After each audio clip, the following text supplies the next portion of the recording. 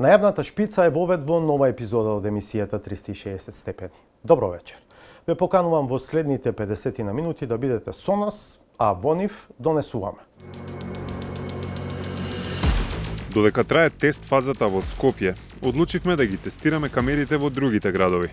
Ке се обидеме да видиме како функционира тоа и на автопат, како функционира и во Куманово, како функционира и во Тетово. И официјално, стартот на безбеден град и безбедна држава се одложува за 1 февруари. Дали владата брзоплето влета во проектот Брза пруга? Помина јуни, помина јули, па и август. Но не само што ништо не се случуваше на терен, туку Министерството за финансии не избра ни кредитор. Од транспорт велат нема пролонгирање на процесот. Одлуката на ЕУ за преполовување на квотите за увоз на челик без царина и зголемување на царината од 25 на 50% силно ќе ја погоди македонската економија. Во прашање ќе биде и се обстанок од понатамошниот обстанок. Темата ја имаме актуализирано до овој момент јас со еврокомесарката Кос, председателот на владата во неговиот разговор со председателката на Европската комисија фон дер Лајен. Како до поголем буџет за судската власт и за јавното обвинителство, поветувањето на премиерот дека е подготвен за тоа. Значи сега не е проблемот толку кај судиите, туку имаме огромен проблем во службите. Верувам дека ќе ни се овозможат нови вработувања, барем одреден број. Имаше навестувања, а сега стигна и официјална потврда дека почетокот на автоматизираното казнување на сообраќајни прекршоци нема да биде на 1 јануари, туку на 1 февруари в година. По минатонеделната сторија во која тестиравме дел од функционалноста на безбеден град во Скопје, во ова издание ќе видите дали и како функционира системот на дел од автопатите, како и во Тетово и Куманово. Репортери и возачи се Михаил Милошевски и Владко Чаловски. Минатата недела го тестиравме системот за автоматско казнување безбеден град во Скопје. Намерно направивме неколку ситни прекршоци.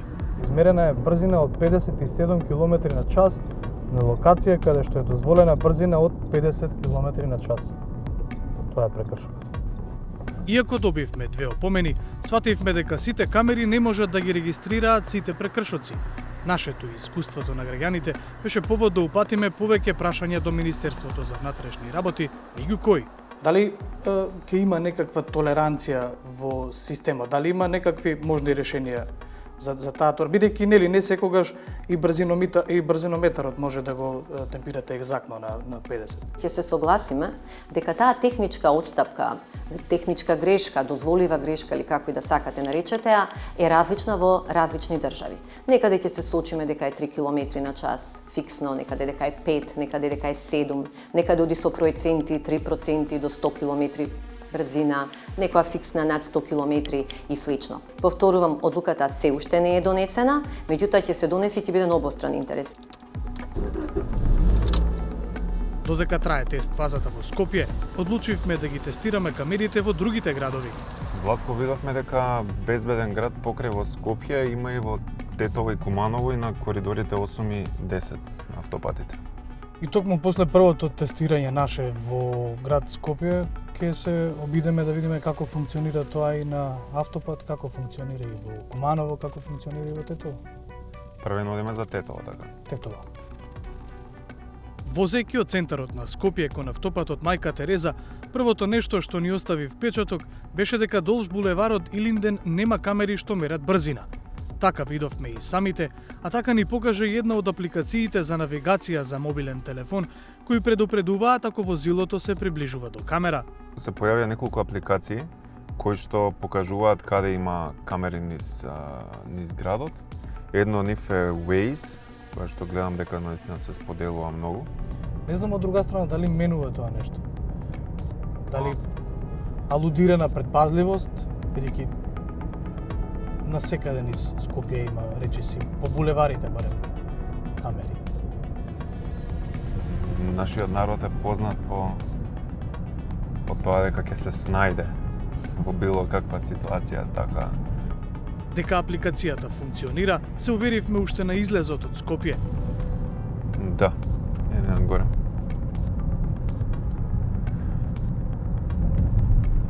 Во овој случај се покажа како точно предупредувањето. Поминавме и на локацијата каде се направени најмногу прекршоци во главниот град откако започна тест фазата. Патот кој води од крстосницата за Сарај кон автопатот Мајка Тереза. По неколку минути возење го направивме првиот прекршок на автопатот. Можеш да возиш и 130, да видиме дали ќе ни напише казна. Дали ќе ни стигне опомена. Возевме над дозволеното, но опомена не добивме. На автопатот кон Тетово, камерите се поставени на уште најмалку 2 локации. И таму возевме неколку километри на час над дозволеното. И таму не добивме опомена. Она што можеби најмногу не изненади е дека единствената камера која лови во Тетово е на самиот влез во градот. Поминавме со непрописна брзина. Возиш малку над 80, камерата е над нас. Треба да го регистрира овој прекршок. Но и за овој прекршок не добивме опомена. Сообраќајниот хаос во Тетово е таков што можеби во овој град брзината не е проблем. Таа и не може да се постигне поради непрописното паркирање на булеварите. Во Тетово се лази.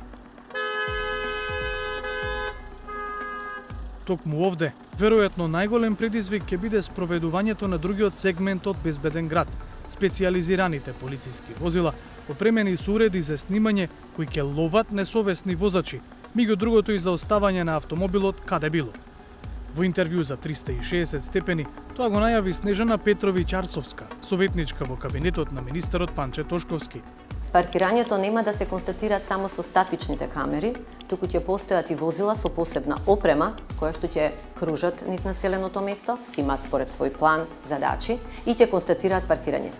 И покрај најавите од Министерството за внатрешни работи дека кога ќе почне казнувањето, ќе почне во исто време во Скопје, Тетово и Куманово.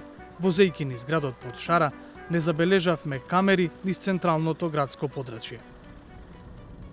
По завршувањето на проверките на системот Безбеден град на единствената камера што ја затекнавме на влезот на Тетово, нашиот фокус се префрли на коридорот 8. Тргнавме за Куманово. Од Тетово до Скопје на автопатот повторно поминавме под камерите. Овде гледам уште една камера, дозволено е 100, а ние намерно нели ќе направиме прекршок, ќе возиме 120. Да видиме дали SafeCity тоа ќе го регистрира. Ева, камерата би требало да го регистрира. Опомена за возење со 20 км над дозволеното немаше. На Скопската обиколница забележавме оти се поставени голем број на камери на повеќе места. Возиме над дозволеното, исто со десетина километри на час над дозволеното, нешто што нам ни беше во план секако при сето ова тестирање на SafeCity. Интересно е овде на обиколницата што на многу мал интервал се поставени камери. На многу мала разлика една од друга. Дилемата е дали ваквата густина на контролни точки е поради тоа што обиколницата важи за црна точка во сообраќајот, па системот мора да биде максимално зајакнат токму тука. Одговорот стигна веднаш. Михаил, после неколку ситни прекршоци што ги направивме, каде 5, каде 10 километри над дозволените, стигна и првата опомена која што вели вака: надвор од населено место се движи со брзина поголема до 30 км на час над дозволената брзина. Измерена е брзина од 122 км на час на локација каде што е дозволена брзина од 120 км на час и износот на глобата е 20 евра во случајов. Возејќи кон Куманово, на дел од автопатот Е75 има поставено неколку камери, а тука дозволената брзина е 100 км на час. Како и на автопатот за Тетово, така и тука. Иако го предизвикавме, Безбеден град не реагираше. Дека камерите влеваат страв кај секој возач, покажува фактот од и сега, барем според нашиот впечаток. На автопатите се вози во рамки на дозволената брзина. Единствено возило кое ја пречекори брзината беше амбулантно. Амбулантните возила ќе бидат исклучок, односно Сите кои што сигнализираат итност. Пожарни возила, полиција. Како што и треба да биде. Пристапувајќи кон Куманово, забележавме камера поставена на стратешка локација, на влезот од градот. Ја видовме доцна за веднаш безбедно да направиме тест, па ја оставивме за заминување. Главните булевари во градот се копија на тетовските.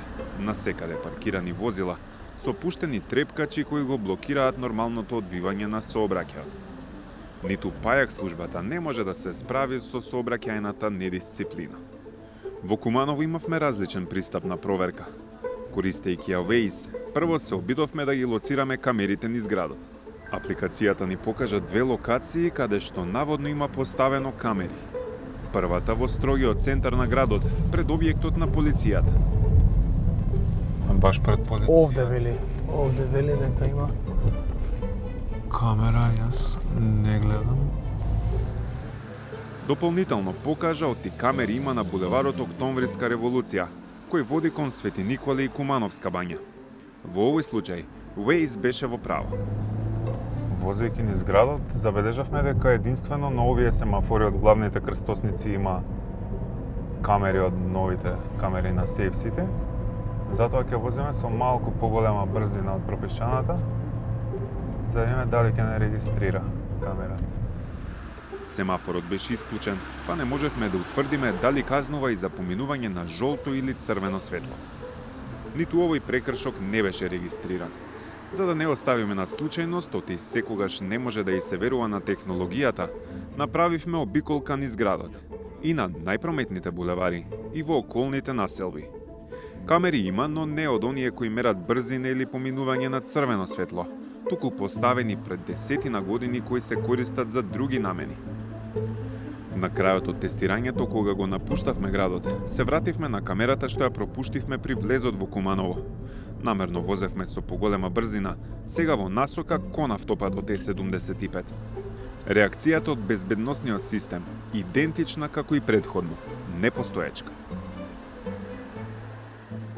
Попрашавме во Министерството за внатрешни работи дали целиот моментален систем е ставен под тест и доколку не, кога се очекува негово целосно пуштање во функција. Но прашавме и колку полициски возила со опрема за снимање ќе бидат во употреба за санкционирање на несовесните возачи кои паркираат и застануваат непрописно. Добивме половичен одговор. Возилата за кои прашувате ќе бидат на располагање на секторите за внатрешни работи низ државата. Безбеден град ќе започне да функционира од 1.2.2026 година на територијата на Скопје, Тетово и Куманово, како и долж коридорите 8 и 10. Ова значи дека и официјално, наместо првично планираниот датум, 1 јануари 2026 година, стартот на Безбеден град се одложува за 1 месец. Тоа пак сигнализира дека на МВР му е потребно повеќе време за тестирање и калибрирање на системот, кој според нашиот тест очигледно не е целосно ставен на проба. Уште еден доказ дека е така е тоа што случајно или не, само 2 дена по нашиот тест и прашањата поставени до МВР, во Куманово започнаа да се поставуваат нови камери. Дополнителниот месец ќе биде дополнителна можност и за возачите, да ги променат лошите навики во сообраќајот и подготвени да го дочекаат автоматизираното казнување. Косовските власти го исполнија ветувањето дека итно ќе ги заменат сообраќајните знаци во Приштина на кои стоеше кратенката НМК, наместо меѓународно признатиот код за земјава МК или МКД. Ова се фотографии од новите знаци со исправниот код МК што до 360 степени ги спрати лично директорот на одделот за патишта на Косово Ќамил Фека. Пред една недела известивме дека на излезот од Приштина по стариот пат за Скопје на вертикалната патна сигнализација на неколку места е впишано НМК, кратенка што според преспанскиот договор се користи само на регистарските таблички за возилата. Тогаш од македонското МНР ни кажаа дека веќе реагирале кај властите на Косово и дека добиле уверување оти станува збор за ненамерна грешка која наидно ќе се коригира. Тоа очигледно и се случи. За разлика од Косово, Србија веќе 3-та година одбива да ги замени знаците долж автопатот од Белград кон Скопје, на кој стои кратенката НМК.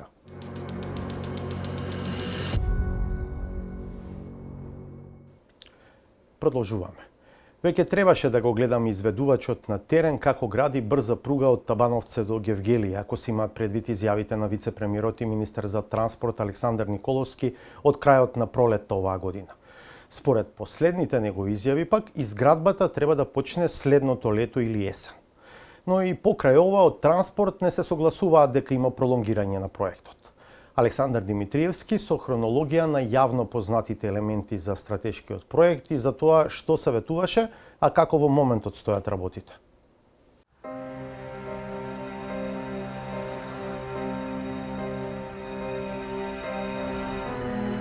Ова е главната железничка станица во главниот град на земјава. Има малку посетители, меѓу нив повеќето не се луѓе. Има тргнувања и пристигнувања, но ретки се и само до градови во земјава. Има пруга, но нема возови до, на пример, Приштина, Белград или Солун. Зошто ги нема? Затоа што нема интерес од патниците. А нема интерес од патниците затоа што патувањето со воз во Македонија е далеку побавно, отколку патувањето со автобус или со автомобил. Единственото нешто што патува преку граница по македонските пруги се производите што се превезуваат со товарниот сообраќај. И тој како и патничкиот оди бавно. Не само што пругите не се градени за брзи возови, туку не се во добра состојба и оние за спорите. Па, привлече многу внимание министерот за транспорт Александар Николовски, кога и по предизборната кампања лани високо на агендата ја стави идејата за изградба на брза пруга која, по крајна линија, ќе ја поврзе Атина со Виена, преку Скопје, Белград и Будимпешта. Нема побитен проект за Македонија од овој проект. Затоа што светот оди напред и ние или ќе фатиме чекор, или ќе останеме слепо црево. За да се фати чекорот, владата процени дека ќе бидат потребни околу 2 милиарди евра. Бидејќи земјава нема пари за таква инвестиција, тргна да ги бара надвор и ги најде во Велика Британија. Официјален Лондон се обврза да резервира околу 5 милиарди фунти за инфраструктурни проекти во земјава. Пари кои во случајот на пругата се всушност гаранции за Македонија да подига кредити од банки или финансиски институции. И тогаш министерот ги даде првите рокови за старт на изградбата. Очекуваме во текот на летните месеци да веќе имаме поконкретни детали околу финансирањето на проектот и секако да одиме кон фаза на избор на изведувач кој што би почнал уште од оваа есен да работи на теренот. Помина јуни, помина јули, па и август. Но не само што ништо не се случуваше на терен, туку Министерството за финансии не избра ни кредитор. Тој не е избран ни денес. Зошто? Вака во една прилика објасни надлежната, министерката за финансии. Јас ви велам, имаме индикативни понуди. Ќе завршиме годинава или ќе имаме индикативни понуди, треба да обезбедиме дополнителни податоци. Постапката е во тек, повеќе од тоа во моментот не би можело да кажам. Јавно, никој не објасни во детали какви дополнителни податоци треба да обезбеди владата. Случајно или не, токму откако пристигна индикативните понуди, Министерството за транспорт распиша тендер за изработка на техничка документација за пруга на коридорот 10. А првиот човек на ресорот почна да го поместува стартот на работите, од првишто ветеното за есента. Имаме мало ограничување од законот за избори, а тоа е дека до завршување на локалните избори не смееме да носиме одлуки кои што имаат финансиски импликации. Веднаш после завршувањето на локалните избори ќе ги донесеме овие одлуки, после ќе ги видиме багерите на терен, зависно од временските услови. Прашањето е дали се проектира тоа веќе, дали работат луѓе на тоа? Се работи. Прашањето е зависно од временските услови, имајќи предвид дека локалните избори завршуваат првата недела на ноември, дали ќе видиме активности таму некаде крај на ноември, почеток на декември или во март. Добро вечер, благодарам на поканата. Месеци половина по оваа изјава министерот повторно говореше за стартот на градежните работи. Повеќе не ја спомена годинава. Во разговори сме со соодветните институции во дел на следните чекори кои што се поврзани со финансирање и изградба и веќе следната година ќе градиме на терен. А откако помина првиот круг од локалните избори, повторно отиде во Велика Британија. Од Лондон различно го интерпретираше првично даденото ветување. Добро напредуваат работите, веќе почнуваат да се работат документите со цел почеток на работа. Ветивме дека оваа есен ќе почнеме и еве оваа есен почнуваме. 3 недели подоцна почна да остава простор дека градежните работи можеби ќе почнат и следната есен. Ќе поканам сите на пролет да ги видите првите градежни активности кои што ќе бидат во делот на геолошки истражувања и секако проектирање, а кога се ќе е завршено, се надевам од лето или најдосна есен ќе ги имаме и првите километри поставена пруга. Па, како се случи уште на стартот, брзата пруга да доцни како македонски воз. Едноставно е.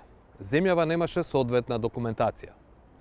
Зошто тогаш брзоплето се влезе во проектот кој е стратешки и по неговото значење и по милиардите евра кои што ќе треба да ги враќаат и сегашни и идни генерации. Каде исчезна физибилити студијата? Министерот за транспорт Николовски веќе доби слично прашање на последното гостување на ТВ Телма. Тој објасни дека земјава имала документација за коридорот 10, но се јавило дополнително барање од британските авторитети. Ние имаме и физибилити студија и еколошка студија кои што се работени од Европската унија по 1000 страни се таму се архивирани, стојат и така натака. Она што сега ни е потребно како следна фаза, затоа што го работиме со Велика Британија, се одредени студии кои што се побарање и според стандарди на Велика Британија и кои што се побарање на UKEF, односно United Kingdom Export Finance, институтот кој што практично обезбедува гаранции за позајмиците кои што ги имаме. 360 степени ги побара од Министерството за транспорт студиите за кои говореше министерот во ова гостување. Добивме две. Едната за пруга Драчево-Велес, другата за Куманово-Делјадровце. Точно е дека двете се делници од коридорот 10, но точно и дека се само еден мал дел од пругата Табановце-Гевгелија. Наследно во наше прашање до Министерството. Независно за чии потреби сега се изработува документацијата, кој е одговорен што владата не знаеше дека е потребна таква техничка документација, а поради што целиот процес сега се одложува на повеќе од половина година? Го добивме следниот одговор. Во однос на прашањето за пролонгирање на проектот, ве информираме дека процесот и постапките не се пролонгирани. Календарот на активности се одвива во рамки на предвидените рокови. Веќе беше најавено дека од оваа есен требаше да се започне со постапките и информираме дека динамиката на постапките се одвива токму според најавите и предвидените рокови и пругата ќе биде завршена во 2031 година. Дека техничката документација не е баш ситна работа. Најгласно говори фактот што таа ќе ја чини државава без малку 1 милион евра. Дополнително, пишува во договорот меѓу италијански ЕРМ и Министерството за транспорт. Сите извештаи треба да се означени како доверливи и привилегирани. Според роковите, за 4 недели од датумот на склучување на договорот, период кој веќе е изминат, ЕРМ требало да испорачаат почетен извештај. До крајот на октомври 2025-та, што е уште еден изминат рок, земјава требала да добие извештај за избрана опција. Физибилити студијата треба да биде готова до крајот на март 2026 година, студијата за оценка на влијанието врз животната средина до крајот на јуни 2026 година. А конечниот извештај 2 недели по одобрувањето на студијата. Па сепак, министерот Николовски забараната техничка документација изјави. Тоа би било поедноставување, повеќе би рекол ревизија, затоа што ние тие документи ги имаме, тие сега ќе бидат ревидирани и тоа е тоа. Прашавме дополнително во Министерството за транспорт. Дали е веќе готов почетниот извештај и извештајот за избраната опција, кој според договорот би требало да се завршени? Или ќе бидат недостапни за јавноста поради барањето во договорот да бидат означени како доверливи и привилегирани? Не добивме јасен одговор дали се примени извештаите кои веќе треба да се изработени и дали како медиум може да ги добиеме. Во однос на прашањето за доверливост на извештаите, потенцираме дека во овој момент тие се доверливи, а истите ќе бидат испратени кога ќе бидат целосно завршени и одобрени до партнерите од Велика Британија. А дали брзата пруга ќе почне воопшто да се гради следната година? Дилема поставува и буџетот. Во него нема пари за такво нешто. Министерот веќе одговори зошто е така. Затоа што прво секогаш се прави ребаланс на пола година, во јуни месец, и второ, ова се разговори кои што ние сме ги воделе, затоа што се работи за многу сериозен проект. Фактурите ќе бидат двогодишни, односно полугодишни, и очекувам фактурата која што ќе биде за 2026 година стигне во јануари 2027 година. Во одговорите до 360 степени од Министерството за транспорт останаа на тезата дека изградбата на железницата не доцни. И покрај тоа што министерот првично ветуваше дека изведувачот ќе почне со работа на терен уште оваа есен, како и тоа што од ресорот што го води најавуваат дека кредиторот ќе се избере во време, слично со она кога треба да биде готова новата техничка документација. Согласно планираната динамика, најдоцна до пролет следната година очекуваме да се избере најдобра финансиска понуда. Во однос на почетокот на градежните работи, според нашите планови треба да започнат во текот на летото или рана есен, исто така следната година, а целосно завршување на проектот очекуваме во 2031 година. Следна тема. Извозот на железо и чели клани сочинувале околу 5% од вкупниот извоз на земјава, а најголем дел од извезеното завршило на пазарите во Европската Унија. Сега целата домашна челична индустрија, а со тоа и овие 5% од извозот, се под закана. Причината се нови правила за заштита на сопственото производство на чели, кои Брисел планира да ги воведе од средината на следната година. Крајна Николовска-Ризвановиќ ни ги носи одговорите на прашањата колку погубни ќе бидат овие нови правила на ЕУ за челичната индустрија во земјава, но и што прави државата и како реагира ЕУ на обидите Македонија како земја кандидат да биде изземена од овие правила. На почетокот на октомври Европската Унија најави дека подготвува предлог со кој ќе го заштити домашното производство на челик. In just a decade, the EU steel trade balance has deteriorated dramatically, from 11 million ton surplus to 10 million ton deficit. Главните мерки се преполовување на квотите за увоз на челик без царина од државите со кои ЕУ има договори за слободна трговија и воедно двојно зголемување на царината од 25 на 50% за челикот увезен надвор од квотите. Дополнително, ЕУ ќе бара и доказ за потеклото на произведениот челик. Последната мерка е главно насочена кон челикот со потекло од Кина. Намалените квоти и зголемени даноци пак се насочени пред се кон големите извозници на челик кои влегуваа во квотите на ЕУ, како Јужна Кореја и Турција. Но најавите за нови мерки ја опфаќаат и Македонија. Што презема власта за изземање на земјава од оваа одлука?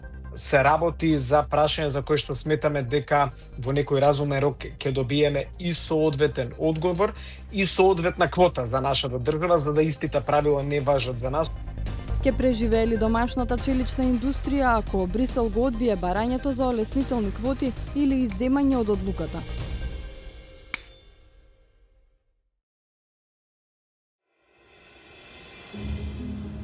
На секое парче метал има посебна назнака колку треба да биде обработено и во која форма и дебелина треба да излезе од фабрика. Тоа е дел од производствениот процес во погонот наречен валавница. Во специјална печка на околу 1000 степени, така наречените слабови се загреваат, а потоа преку посебен процес на ладење, челикот се обликува според потребите на компаниите нарачатели. Овие машини се сместени во комплексот на фабриката Макстил во Скопје. Од се што се произведува тука, само околу 4% е нарачка за домашните компании.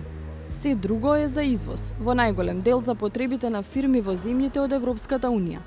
Генералната директорка на Макстил, Марија Дуковска-Павловска, вели дека најавените мерки од ЕУ ќе имаат големо влијание врз производството и нивната компанија. Значи, отприлика 70% од нашето производство се извезува во Европска Унија, најмногу значи во Германија, Италија, Романија, Бугарија. Тоа значи 220.000 тони годишно се извезуваат во Европската Унија. Доколку се воведат така како што првично се најавија квотите, во тој случај тоа ќе значи драстично намалување на нашето производство и во прашање ќе биде и опстанокот, понатамошниот опстанок. Новиот предлог на Брисел предвидува една генерална квота за сите така наречени трети земји.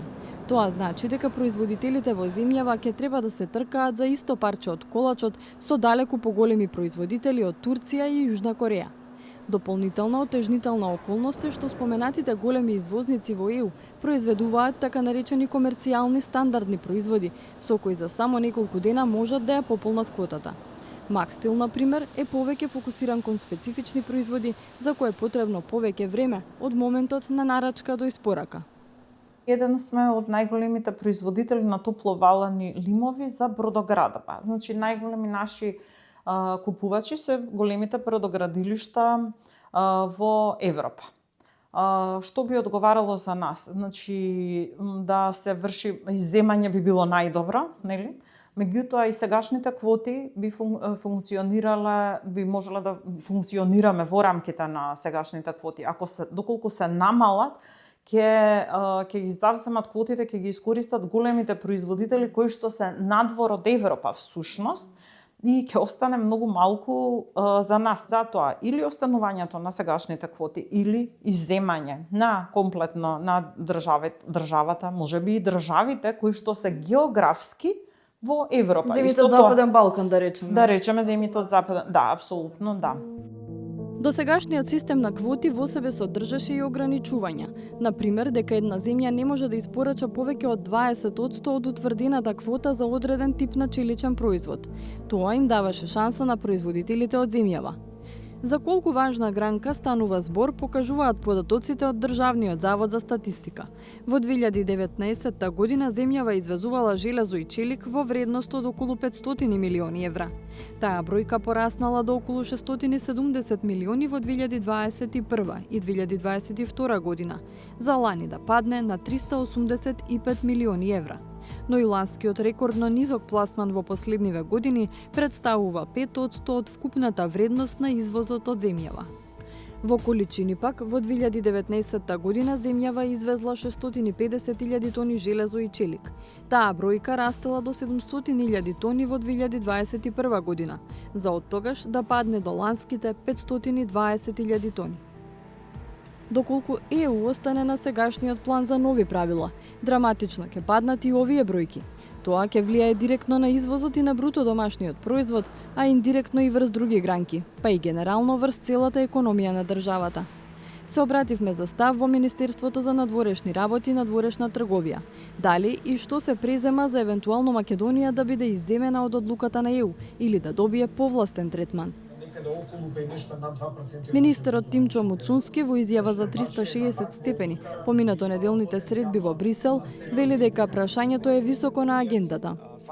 Факт е дека сме земја со подпишан договор за и ратификуван договор за стабилизација, земја со статус кандидат, земја со целосно усогласена надворешна и безбедносна политика и од таа гледна точка сметаме дека заслужуваме да добиеме некој исклучок од овие правила, а доколку остане во сила ваквата одлука, несомнено е дека ќе има негативно влијание врз домашната економија, но затоа максимално ангажирано работиме за да не дојде до тоа.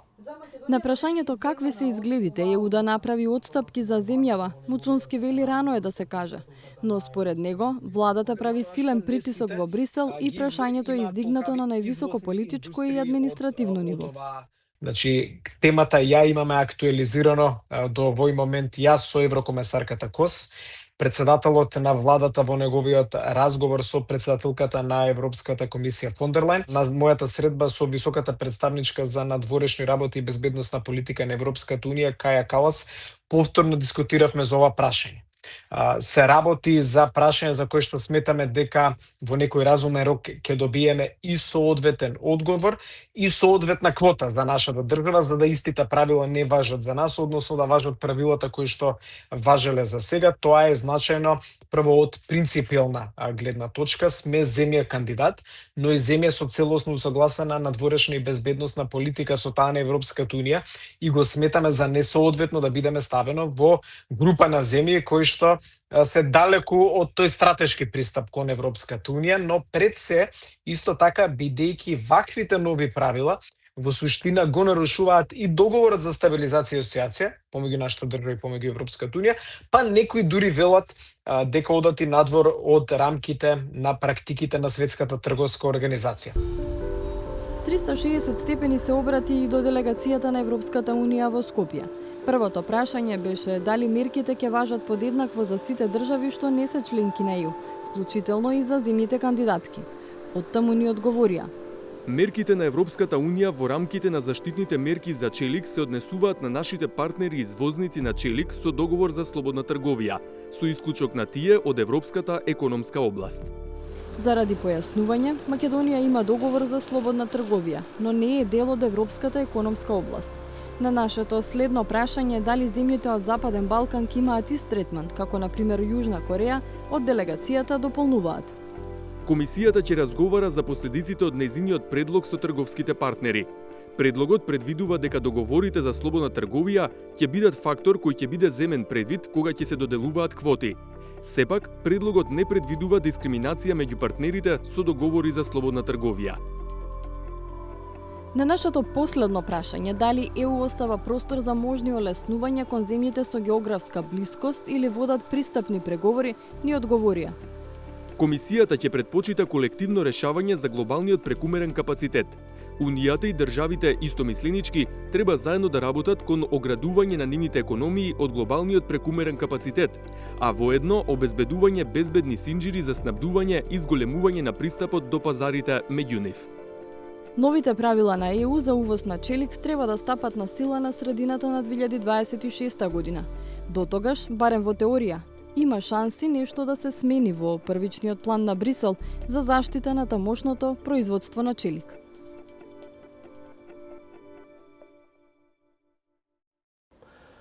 По дебатата што се отвори за висината на буџетот за правосудството, особено по извештајот на Европската комисија во кој се констатираше финансиска зависност на третата власт, премиерот Христијан Мицкоски вети зголемување на средствата уште за 2026 година. Ке се случи ли тоа и во каква процедура е темата на сторијата на Зоран Јовановски? Уште од изборот за премиер не е тајна дека нема многу љубов и разбирање меѓу Христијан Мицкоски и правосудните власти. Но изминативе месеци на моменти реториката се вжештуваше до непријателство. Јавноста нека суди дали тие заслужуваат, па да кодошат таму по Брисел и каде одат, дека владата не им ги зголемува платите. Овој коментар на првиот човек на владата се случи во еден од циклусите на судирот меѓу правосудството и извршната власт на тема пари. Премиерот често го сведуваше прашањето на притисок за поголеми плати за судиите и обвинителите. Правосудните власти пак повторуваа: во земјата има закони со кои е утврдено дека буџетот за судската власт треба да биде најмалку 0,8% од бруто домашниот производ, а за обвинителството најмалку 0,4% од државниот буџет. Никогаш нема добиено ниту половина од тие пари, а последниве години нема зелено светло од финансии, ниту за нови вработувања, дури ни за замена за природниот одлив. Во јавното обвинителство тука, во републичкото јавно обвинителство, во сметководство од 10 вработени сега се 3. Значи, ние не можеме во моментот да направиме завршна сметка. Зошто? Затоа што нема лиценца вработениот. Минатата недела во гостувањето во 360 степени, премиерот Христијан Мицкоски направи крупно поместување. Нека седнат и нека направат објективно колку им требаат истражители, колку асистенти, нека направат систематизација, нека унапредат. Ево они како мислат. Нека им го одобри судскиот совет, нека им го одобри советот на јавни обвинители и нас нека не информираат и нека не кажат во буџетот за оваа цел ни се потребни X парички. Ке ги одобриме. Јавниот обвинител Еве не им се мешаме. Дека 3 години поред бара вработувања ни едно не му одобруваат. Не му одобруваат дури ни за природниот одлив. Јас не знам за пред 3 години, јас зборувам за сега. Еве јавно кажувам, јас сум премиер и претседател на влада година и половина. Еве за следниот буџет слободно нека седнат, нека направат потребите, нека ги поминат за 26 или за 27? За 26 зборувам. Добро. Оти и сега ви се проектирани на нивото на 25. Оставете го, има ребаланс, има прераспределба, ако ги потрошат со ребаланс ке им дополниме, не ги ограничуваат. Откако премиерот го смени ставот, се обративме до јавното обвинителство и до судскиот совет. Дали и што точно ќе преземат за да ги добијат бараните ресурси, како што јавно вети премиерот. Државниот јавен обвинител Љупчо Коцевски ни одговори дека обвинителството веќе побарало средства за договорни услуги, како што се например вештачењата, но и за нови вработувања. Не сега, туку кога било време за тоа. Ака, не сум упатен детално во постапката за буџетот, затоа само ќе истакнам дека од наша страна беше поднесено барање до Министерството за финансии за одобрување на 180 нови вработувања за јавно обвинителски службеници. Од страна на Министерството ни беше соопштено, односно и во буџетот тоа го нема, дека за наредната 2026 година нема средства за ниедно ново вработување. Според членот 101 од Законот за јавното обвинителство, буџетот на јавното обвинителство изнесува најмалку 0,4% од државниот буџет. Предлог буџетот го доставува јавниот обвинител до Министерството за финансии. Предлогот содржи процена за редовните и вонредните работи кои ги врши јавното обвинителство, потребниот број на јавни обвинители и јавно обвинителски службеници, како и други показатели кои се битни за утврдување на износот на средства потребни за работа на јавното обвинителство. А откако ќе биде поднесен предлогот со сите придружни информации, пред доставувањето на предлогот на буџетот до владата, Министерот за финансии задолжително го усогласува делот на средствата за финансирање на јавното обвинителство со јавниот обвинител на Република Северна Македонија. Законот потоа пропишува што ако нема согласност, но најважно е што сето тоа се случува додека се изработува државниот буџет, често во летните месеци. Со други зборови, законот не предвидува механизам во кој јавното обвинителство може сега да поднесува планови за вработување, за работа или предлог буџет. Тие, впрочем, веќе се поднесени. Верувам дека ќе ни се овозможат нови вработувања, барем одреден број. И председателот на Судскиот совет, кој воедно е и председател на Судскиот буџетски совет, Александар Камбовски, вели она на што сега повикува владата, судската власт веќе го направи во предлог буџетот. Не е само оваа година, сите години минати, таа е процедурата, тоа е законот и на тој начин работи Судскиот совет, односно Судско-буџетскиот совет. Навремено ги испраќаат плановите за вработувања, навремено го испраќа буџетот во кој што се предвидуваат капитални инвестиции, одржување на објекти, комунали да се плаќаат по судовите. Тоа го правиме секоја година, не е нешто вонредно. Законот на кој се повикува Камбовски е оној за судскиот буџет. Во него се вели на судската власт исследуваат најмалку 0,8% од бруто домашниот производ. Постапката за носење на буџетот е речиси идентична како за јавното обвинителство. Само за илустрација, судскиот буџет за следната година би требало да изнесува најмалку 115 милиони евра, ако се пресмета согласно законската одредба како 0,8% од бруто домашниот производ, имајќи предвид последната цела година, 2024. Наместо тоа, Судскиот буџетски совет побарал значително помалку пари од тие што им следуваат, 86 милиони евра. Министерката за финансии им одобрила само 45 милиони евра. При тоа, тврдеа од Судскиот совет, одлуката е донесена противзаконски, бидејќи воопшто немало постапка за усогласување како што предвидува законот. Камбовски сепак очекува нивните барања да бидат исполнети поради најавата на премиерот и поради тешката состојба во судството. Ситуацијата е уште потешка во службите кои што се во судовите. Значи сега не е проблемот толку кај судиите, туку имаме огромен проблем во службите. Имаме огромно незадоволство, бидејќи се преоптоварени со работа, бидејќи ни фалат голем број на службеници, работат по 2, 3, 4 работи, кои што ги работаат за лица кои што не се повеќе на работа. Сумирано, и обвинителството и судството веќе имаат поднесено предлог буџети кои Министерството за финансии не им ги прифатило. Со оглед на тоа дека ниту законот за судски буџет, ниту законот за јавно обвинителство не оставаат простор повторно да бараат пари или вработувања во овој период од годината, се обративме во владата. Прашавме како планираат да се изведе ветувањето на премиерот и дали владата има насока за дополнителна процедура по која би се побарале средствата. Ни одговорија дека процедурата по која судството и обвинителството го составуваат предлог буџетот и планот за вработувања опфаќа и измена на планот кој се доставува до администрацијата и до Министерството за финансии. Владата очекува Судскиот совет и Советот на јавни обвинители, доколку проценат дека има дополнителни потреби за нови вработувања, асистенти или истражители, да направат анализа, да ги утврдат конкретните потреби и да го усогласат тоа во ревидиран список со јасни фискални импликации. Откако ќе биде доставен и одобрен од надлежните тела, владата ќе ги разгледа барањата. Значи, ако премиерот и правосудството конечно се усогласија дека државата треба да го одврзе кесето и за судовите и за обвинителствата, како што предвидуваат и законите, се појави нов проблем. Во моментов се чини нема разбирање или нема законска основа, или и двете, како да се побараат и добијат ресурсите кои недостасуваат. Вкупно гласа 85 пратеника за, гласа 71, 14 пратеника гласа против и дема воздржани. Во меѓувреме, собранието вчера го усвои буџетот за 2026 година, без корекции за правосудството. Судската власт добива 46 милиони евра, или 2,5 пати помалку од законски предвидениот минимум. а јавното обвинителство 14,4 милиони евра, односно 2 пати помалку од законскиот минимум. Следната можност за промени ќе биде првиот ребаланс. За ова издание ни остана уште саботажата. Да ја видиме.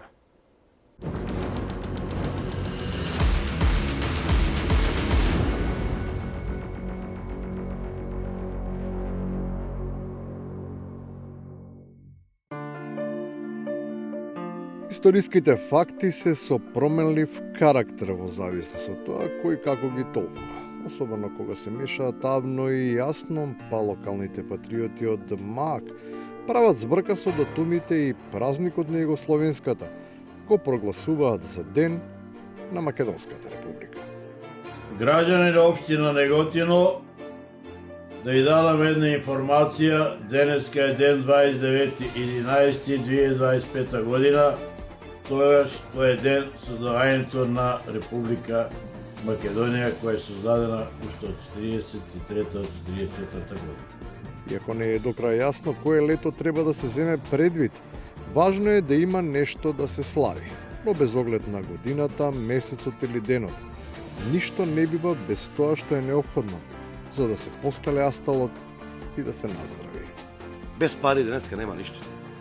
И за жал парите не вредат. Значи, не се скапи. Парите се ефтини. Парите се ефтини. Тука е проблемот. Едно пакетче мастики, орбиту, пластика, некоја на бензинска пумпа се фрапирав. 3 пати го кажувам, не можем да го заборавам. 220 динара.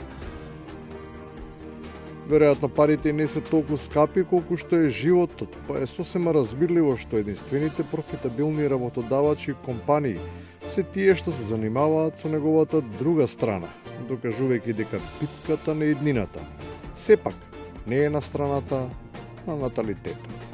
Во нашите, мислам, во градските гробишта, обемот на работа се знае дека се повеќе се зголемува. Извештајот на погребалното предпријатие како и да е позитивен. Добро е што има јавни предпријатија со баланс на приходите и расходите, и навистина е тешко да се управува, особено кога по децении направен пат, наместо да ги спои, ќе ги скара жителите на 2 соседни села. И за друго, туку за патокас. Например, пат отнемал знак. И у собраќајниот проект е знак Иловица, немал знак Штука. И луѓе собраа одредени дечки там кои беа од Штука, уѓеа на патот за Иловица, на знакот за Иловица, прачкаа там, испрскаа го со нешто. Пред тях луѓе 2 дена да чистат со бензин, со разредувач, не излева. И купиеме знак Штука, што фалиш. Сега сме купили Иловица. Може би со слично средство за чистење е избришано и тврдењето дека некој станал нешто во Струмица, бидејќи откако со сите загради и огради беше поставено прашањето, името исчезна. Пред да кажам, не сакам Томе да биде сватено лично, јас го познавам добро и сметам дека е окей лик и немам ништо лично, само сакам да прашам, кој е секретар на општина Струмица, на официјалната веб страна strumica.gov.mk, пишува дека е Томе Марангозов, дали ги исполнува условите Томе кои се пропишани со закон. И на крајот, не баре ќе биде откриен тајниот код на Да Винчи, па со мраморење се забранува дискусија на темата. Ова прашање може да го доставите у писмена форма до општина Струмица и до градоначалник. Ова не е предмет на дискусија на Совет. Друго? Писмено ќе ви одговорам. Секако. И јас сметам дека Томето тука и дека би било пожелно да се каже. На седница не. Веројатно за некои одговори кои си физички пред очите на сите, не постојат доволно добри прашања.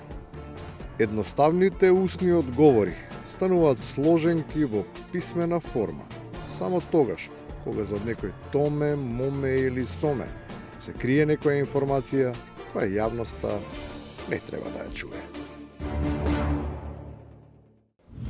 Толку за вечерва. Благодарам што бевте со нас. Се гледаме в понеделник во 20:15. Пријатно.